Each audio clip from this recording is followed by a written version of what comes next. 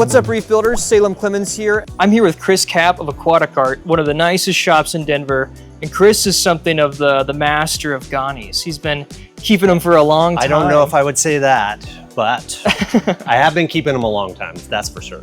You've been growing them, even when people had trouble growing them. There was a old video that Jake did with you, which we'll link below, went over some of the care of flowerpot corals. But today, we thought it'd be good to film an updated version of that with some of the new things we've learned. So, Cris, why don't you kind of walk us through some of the different corals that fall under the flowerpot coral umbrella first? Yeah, we have quite a few here. So if we go just to the main tank, we have a few that we keep that we love, that what I call the TSA grafted and the classic ORA and a few others. You know, in what we sell, most of these are wild, not the ones that we're culturing, but we have a bunch that we sell inside here too. There's some Alveoporas, there's an Alve right there, there's some Bernardpora, there's some Goniopora in here as well. But the main one that we want to go is where we kind of have a lot more that we can see because they're in our propagation systems. But before we do that, Red Sea, so our little Red Sea, it's kind of cool that we have an Alveopora right here, and then we have a Goniopora right behind it. And then of course a couple other, this is an Alveopora and two other Gonis that are in the same tank. So what I found is that as long as they don't touch each other, then you're probably in pretty good shape. Even within Goniopora, there's some Gonis that will have trouble touching the other one. The good thing about Gonis is that they extend so far that if you see one that's closed up a little bit and the other one's extended, then they probably don't like each other. So that you have time to move it versus, you know, really having, you know, some kind of a stinging cell or a sweeper or anything like that. They do more irritating than they do stinging. Yeah, I've even seen the alves, you know, the branching ones will even sting the more encrusting ones. Definitely some different species or subspecies in the family, and probably best to space them, I'd say. Yeah, and so people ask me, can this Goni go with this Goni? I go, well, put them close to each other, and then if one's closed up, then move them, you know. But some of the ones that we've kept for a long time, of course, we can give them the whether they can or not. But when in doubt, keep them, you know, separated. When you get them like these two, you know, the Alveopora and the Goniopora are just far enough away and the flow that they probably keep each other in check. So they're totally fine where they are.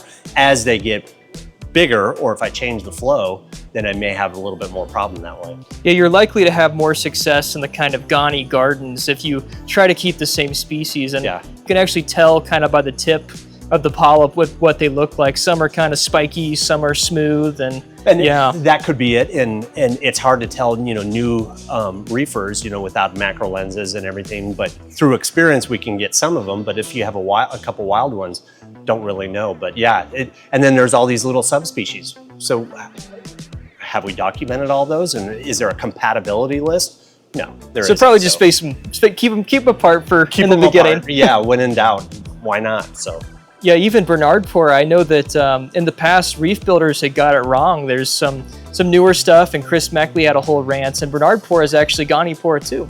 It's a Goniopora minor, so there's not even really any true Bernardpora in the hobby. It's all, who knows? But yeah, like even with Acan Lords. I mean, okay, we got that, you know, switched it over, but 50% of the people come in and ask for Acan Lords, you know, and then we'll correct them, but I still call them Acans. Out of habit, but yeah, Bernardpora, I don't know. Who knows? Yeah, but there's there's probably subspecies in between those too. Oh yeah. We have the Wowser over here that's a totally different than what some of the other ones. Never does a long polyp, so weird.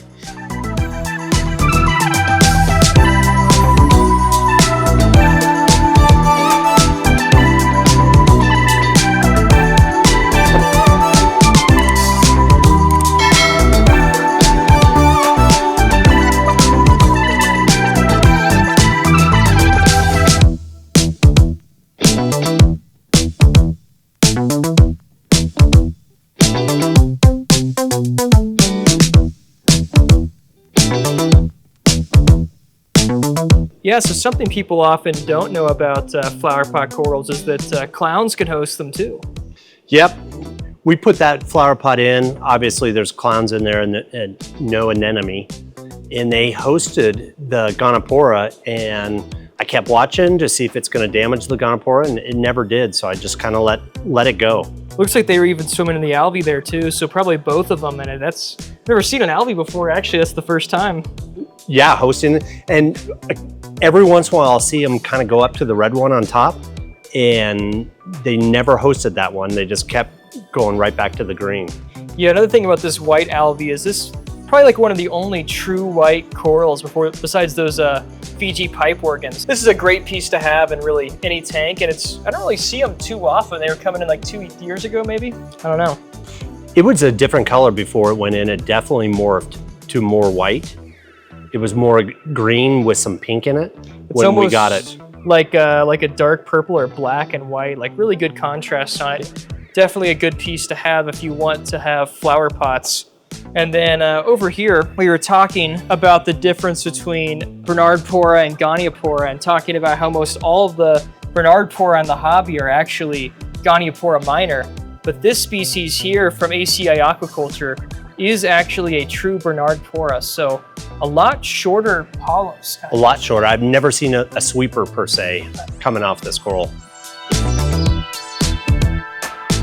Yeah, so I guess the general rule of thumb for beginners is definitely keep the different species apart, and even things that are called gonis or alves, keep those apart. So that's kind of placement and what flower pot corals are. Maybe we should talk about chemistry, flow, lighting, some of the more advanced stuff. Yeah.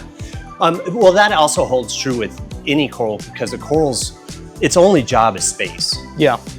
And so it's either going to sting you, it's going to overgrow you, or it's going to shade you. Well, not you, but their neighbors. So keep them apart. We run ICPs. I haven't been as good lately, but the trace elements, we're diving in. I think one of the themes that chasing numbers may not be what we're really going after. What we're at our shop, we're just trying to get everything above zero. And as long as it's detectable, then that's where I'm going. I can dial it in. We get lots of corals in. We bag corals out of these systems. It's not inconsistent water changes. So I'm just trying to right now just get everything above zero, and then no red flags of anything to getting really high. But I think that the balance for all corals, but especially Goniopora, is that just the consistency is what we're really looking for. So yeah, I think that one of the things that when I look back in the video with Jake that we did, that I wasn't, I was dabbling in it, but I'm much more religious about it now. Gonis and that family really depend on manganese in the water. And one thing that I found is a lot of iron too. So the product by Julian Sprung that I started using it probably 4 or 5 months ago, and it really helped my manganese and my iron levels. It was amazing how much I had to dose.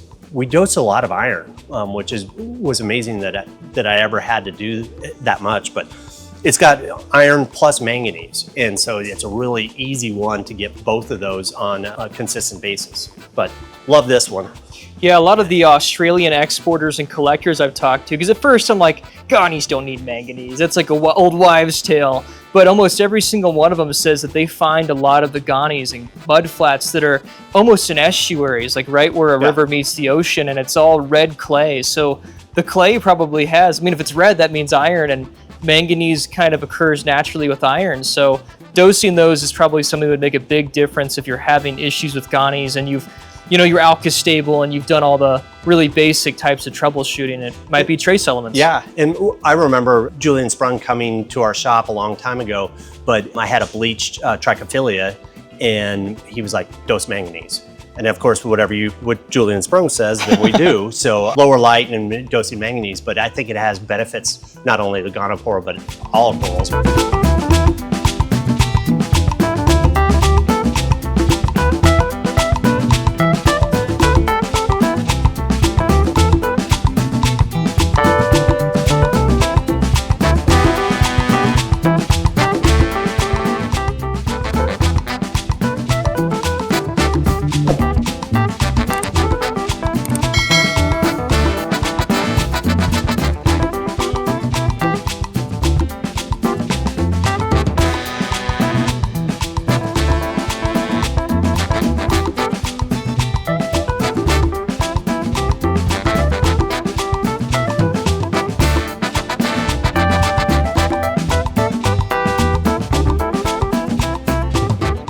Yeah, I think something else that I've seen a lot of people do is a lot of people will target feed corals, and I'm not sure how I feel about that, because corals in nature just kind of whatever floats by they can catch, and they can choose to let it go or not. And people are force feeding like 10 gallons of powdered food down their mouths. Sure. And at least at the studio, I notice a lot better if you are going to feed coral foods that have kind of system-wide feeding instead of feeding a Goni in particular. I think that could also be something that could help. Yeah, you know, I think that we've done it both ways, and I'm a broadcast feeder as well. I'll dump it in and let everybody have a little bite, so to speak.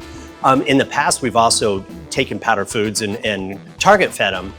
But I think one of the things that people may not do is afterwards, you've given that coral, I'm sure you put way too much on because they're not going to be able to digest a fraction of what we put on. But a while later to go back over after they've had a chance to consume it and hit it with turkey baster to get all that other food off. Yeah. Because if it sits there, then it's just going to start creating bacteria. It can burn tissue. The coral has a natural defense. It's going to start sliming, so it's causing an immune reaction in a way to it. So if you are going to target feed, then definitely turkey baste it later. Don't depend, oh, I'll just turn my MPs or your flow back on. Don't necessarily think that that's going to get it all off. The heavier the mucus is, the harder it's going to be for wave makers to push that off. Yeah. So it's a really good tip, yeah. And in the video we had before when I was fragging them, if you're going to frag them, then go back with the turkey baster and get all that mucus layer off, because you have bandsaw, you have stone, and it's too heavy for it. And if it's a mucus layer, it's not going to come off with natural flow. And so last night I fragged some Goniopora, and then I walked out, I got in my car, and I was like, I didn't turkey baste them. So I had to come back in and turkey baste them off. But yeah, I definitely, when I was first started fragging Gonis for some of the shops I worked at, when I was farming them, I didn't turkey baste them at first either, and I had way more fatalities. And Yes. then started cleaning them off, or just shake them real heavily in a little thing of fresh salt water, and the mucus seems to almost choke them out, like suffocate them, I think. totally, Yeah. I think the tissue layer is very small. Yeah. You know, it's very thin, so that it's a mandatory. So I came in this morning, the first thing I did is went back and turkey basted them again to make sure that we could get all that off.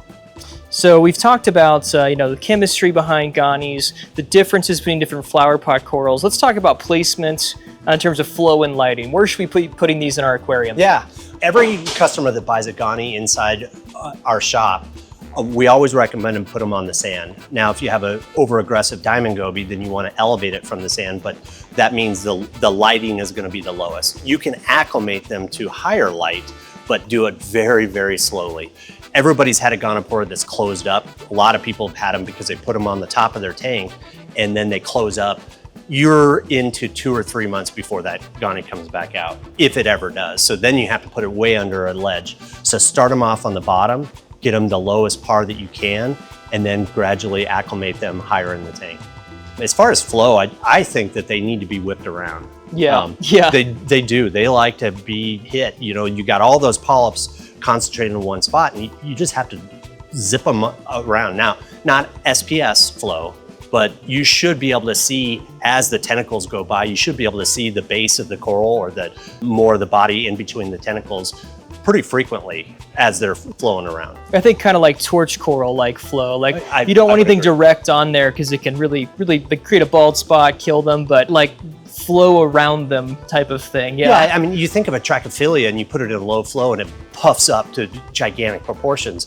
But Gonis, if you put it in low flow, is not long-term good for the health of the coral. But if you put it in a lot of flow, it actually brings them out even more. I think torches, it does the same thing. And I think like kind of gyre flow where you have one direction during one part of the day, one direction during the other, that kind of mimics the tide. And I've seen almost kind of pushes and pulls the tentacles or polyps out and makes them longer over time. Yeah. If you just got direct flow one direction all the time and it's not random and that back and forth, you're not going to get as long as polyps. I don't Gyre think. or at least random flow. Yes, and that's where the power heads we have that are programmable now are so good at that. You know, the old days we just had the return going straight at it, and there was unless a fish went by and gave a minimal amount of random flow, that was it.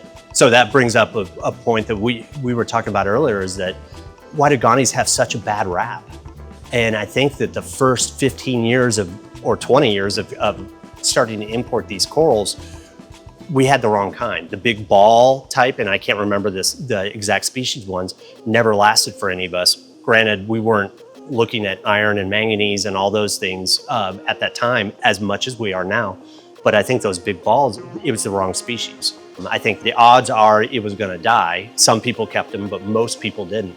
But all these different species and all these ones that we've been keeping for a long time that have been captive raised have been really quite resilient. Yeah, I think buying aquaculture is definitely a good tip because those strains have demonstrated they can survive and even thrive in aquarium life. But yeah, I think that things have changed. I think that even the big ball ones now, I mean, like most of the glitter Gonis, for instance, or like the amaze balls, all grow like that. And I think most of those are Australian. Again, it's probably because iron and manganese were not on the menu or under the microscope, so to speak, back in the day. But we've got very easy tools to diagnose and fix those problems now. And I think it's just an old stigma. And I think Gonis can be easy now if you know what you're looking for and know how to troubleshoot them. Especially the aquacultured ones. Oh, yeah. I mean, they're already adapted. The original ORA red Goni, the gentleman that grows them for me that we sell in the shop, has had it for over 20 years. And it grows unbelievable for him. I think that as long as it's aquaculture, then you have a really good spot at keeping it for a long term. Yeah, so in terms of lighting, not a lot of par here, just the Reef Delight Ultra bars, so you don't even really need that much. I mean, it's... Yeah, and I don't have the whites turned up, I think, past 30% for a good portion of the day. Everything that we have in this tank is a lower light, so we can have lower light. And so Gonis are in that realm. Low to medium light, but they grow and thrive in lower light.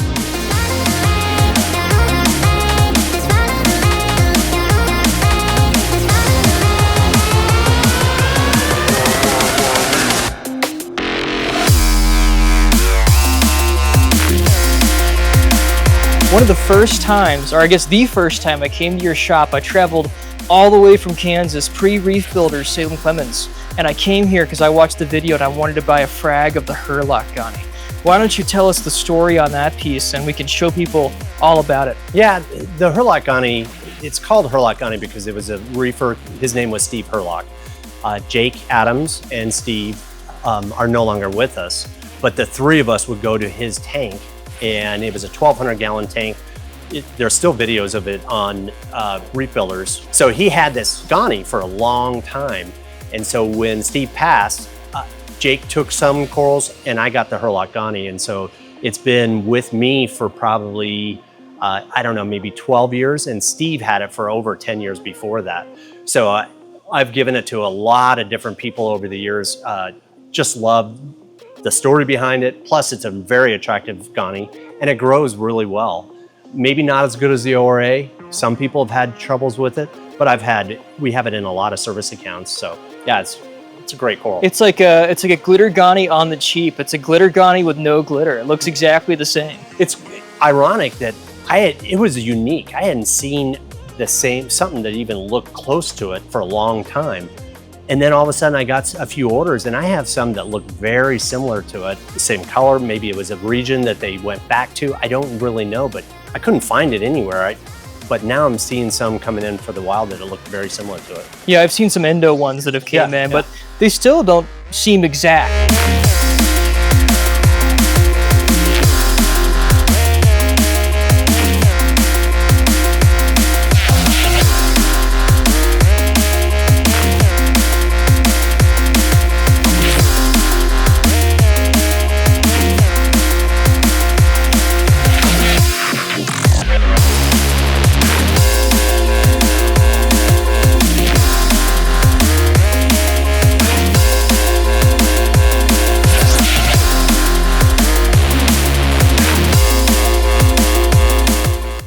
Yeah, so there was a really cool thing over here. You got this giant amaze balls Goni, and probably the biggest in captivity, at least that I've seen. And possibly. It's got a cool way that they can reproduce. So when people frag Gonis can sexually reproduce in the wild, but they've also got this other way where they bud off that people don't really see that often because they don't let them grow that big. No, yeah. This one budded off, and we've had the Hurlock Goni bud off a couple times as well. But yeah, that is a cool little bud. You could see how long the tissue is, just trying to rip. So we decided that we were going to help it out a little bit by getting the scissors out and reclaiming it. Of course, it's an amazeball, so you have to cut, whenever you have a bud, then that's a natural way of it reproducing in the wild. So probably instead of the bandsaw, it's probably going to have a higher rate of success of living, except for that one spot of tissue, because it's already healed itself as it's starting to come out. Yeah, it's almost like, so one of the LFSs I grew up around, they're out of business now, but they had a big Goni like that. And they said, oh, we're going to go pick berries today. And it's like, I mean, it almost comes out like a little mini ball, like a mini colony. Yeah. Yeah, so I mean, I feel like the big takeaway from this is that Gonis definitely have a bad rap, and people can, they're relatively easy if you know what to look for. If you've got stable alkalinity, stable calcium, magnesium, your pH isn't going crazy, all the basics are checked, and then you check for, iron and manganese, got the right flow, right par, you're probably going to have success even with the hard ones. You got most of it done, yeah. With that. And so the iron and manganese helps all corals like we talked about, but especially key in on those, as far as the Goniopora corals go.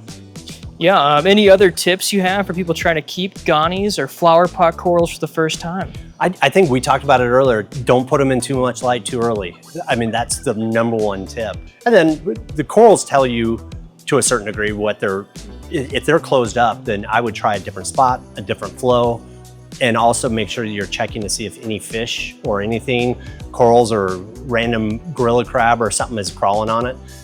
But don't freak out. You can't move it every day until you figure it out. You got to give them time, because they have to get their new environment and have time to open up. The Hurlock, the candy floss from the Reef Builder's studio, and then you obviously have the Mac Attack, the grafted Goni. There's a lot of really good pieces here for collectors. If you're watching this as a more advanced reef keeper, you should contact Cris Capp at aquaticart.com to get a frag for yourself.